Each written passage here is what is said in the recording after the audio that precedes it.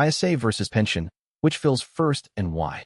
This session covers the complete decision framework, employer matching, tax rate impact, access timing, and how to allocate when you have finite savings to deploy. Finance topic, no single right answer. The right answer depends on your specific situation. The ISA and pension both shelter investment growth from tax. The structural differences. ISA contributions receive no upfront tax relief, but withdrawals are entirely tax-free. Pension contributions receive tax relief at your marginal rate, but withdrawals are subject to income tax, except the 25% tax-free lump sum. Access age. ISA is anytime. Pension is currently 57. The annual limits. ISA allowance is £20,000 per tax year across all ISA types. Pension annual allowance is up to £60,000 or 100% of earnings, whichever is lower, though most employers and employees contribute far less than this. The combined annual contribution capacity significantly exceeds what most people can fund, so the question is always about order, not maximum. Employer matching is the most important variable in the decision. Employer matching is a contribution to your pension that is conditional on you contributing a minimum amount.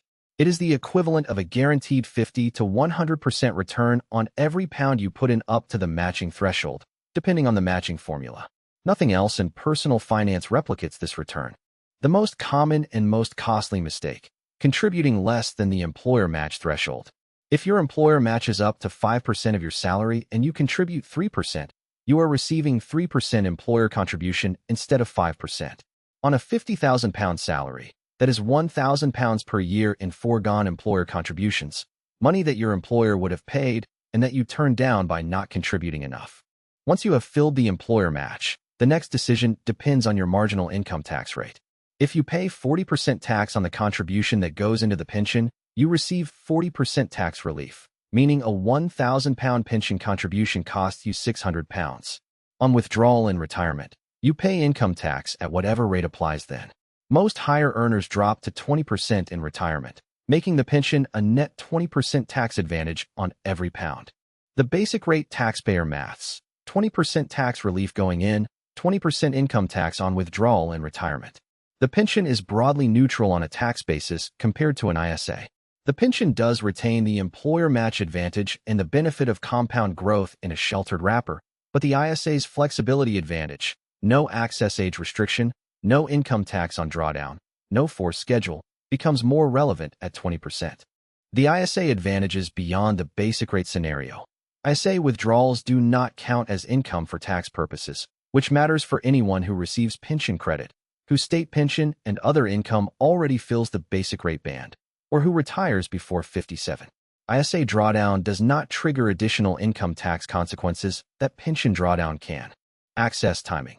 A 45-year-old who might want to stop working at 55 faces a 2-year gap before pension access, at 57 or possibly 58 from 2028. That gap must be funded from ISA, cash savings, property, or other non-pension assets. Over-contributing to a pension relative to ISA when you have an early retirement plan can create a liquidity gap. The Lifetime ISA, a specific product for first-time buyers or retirement that offers a 25% government bonus on contributions up to £4,000 per year, max £1,000 bonus per year. Withdrawals before 60 for purposes other than a first home purchase incur a penalty that claws back the bonus and more. The LISA is worth considering for the retirement bonus if you are under 40, but the penalty on early withdrawal makes it inflexible. Higher rate taxpayer decision framework. Fill employer match and pension, then contribute as much to pension as needed to bring taxable income down to the basic rate threshold, £50,270 in 2025-26, then ISA. This maximizes the 40% relief and reduces the income tax bill in the current year while building the pension pot. Basic rate taxpayer decision framework. Fill employer match and pension, then split remaining savings capacity between pension and ISA. Suggested starting split, 60% pension, 40% ISA. Adjusting toward more ISA if access before 57 is a realistic scenario or if you value flexibility. There is no universally right split at basic rate. The ISA types: cash ISA, interest, no risk, accessible, stocks and shares ISA, invested, higher growth potential over long term, lifetime ISA, 25% bonus, restricted access.